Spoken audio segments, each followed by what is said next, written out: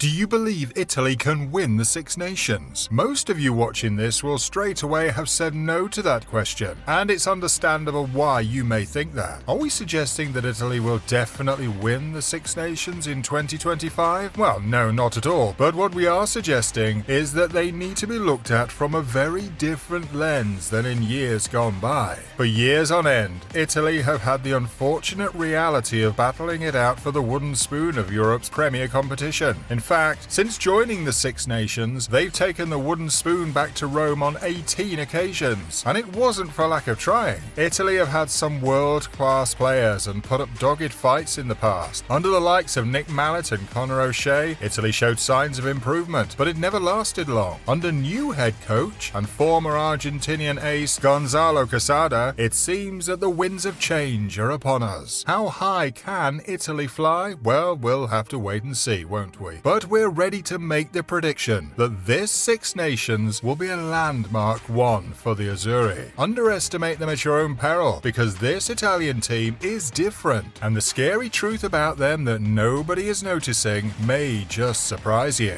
So join us as we take a deep dive into the heart of the Italian rugby side. But before we do that, we ask that you give the video a like, subscribe to our channel, and let us know all your thoughts down below. Now, without further ado, let's get back to the video. To truly appreciate how far the Italian national rugby side has come, we have to take a trip down memory lane to see where they once were. Italy were the best of the second-tier nations in Europe for quite some time, before the decision was made to add them to the Six Nations in the year 2000. Unfortunately, since then, their record in the tournament has been abysmal to say the least, managing only 15 wins in 125 games. Now, while that might not be anything to write home about, there is still cause for excitement, but more on that later. With a win percentage of only 12%, Italy would not be considered one of the powerhouses in the Six Nations. France, Ireland, England and Wales have all had periods of dominance in the tournament. While you wouldn't believe that statement looking at the current state of Welsh rugby, they were once a regular Six Nations champion. Italy, however, have never managed to reach those heights, despite having some brilliant players along the way. It is only right that we give some recognition to those that pave the way for the current crop. Italy's most notable star is without doubt the great Sergio Parise. Parise captained the side for many years and led from the front with his incredible linking play as a skillful eighth man. In his prime, Parise was considered as one of the best in his position in the world. To emphasize just how great he was, Parise was nominated for the World Player of the Year on 2 occasions. Then there was the long-haired monster, Martin Castrogiovanni. The prop forward was also considered to be the best in his position at his peak, and these two stars, along with the Bergamasco brothers, took Italy as far as they possibly could. At times, they outbid themselves and did the underdog tag proud. But over time, the Italian faithful have longed for more, and 2025 could finally be the year that they start to witness it. 2024 proved to be a step in the right direction for the Azzurri. Many players came of age, and the impact of Quesada was clear for all to see. Quesada may have been new to the coaching realm of international rugby, but he brings with him a fine resume, both as a player and as a coach. As a player, he appeared in 2 World Cups, representing Argentina on 38 occasions and scoring 486 points for Los Pumas. During his playing days, he also spent a considerable amount of time in France, where he represented both Toulon and Stade Francais, to name a few. When he made the transition into coaching, his first role was as an assistant for the French side that made it to the 2011 World Cup final. Soon he would shift from being an assistant to being the main man in charge when he took over as head coach of Racing Metro. Since then, Quesada has gone on to coach Stade Francais on 2 separate stints, as well as Biarritz and the Jaguares. Finally, he has made his long-awaited ascendancy to a head coaching position of an international side, and what a great job he has done so far. As mentioned earlier, Italy have only managed 15 wins in the Six Nations. Well, 2 of those came in the 2024 Six Nations, with great wins over Wales and Scotland. While Wales have dipped, Scotland is no slouch, and a win over the men from Murrayfield is a fantastic accomplishment. The rest of 2024 also proved to be a successful one, as the Azzurri recorded wins over Japan, Tonga and Georgia. They took took on the All Blacks at the end of the year and made a nuisance of themselves against Razor's men.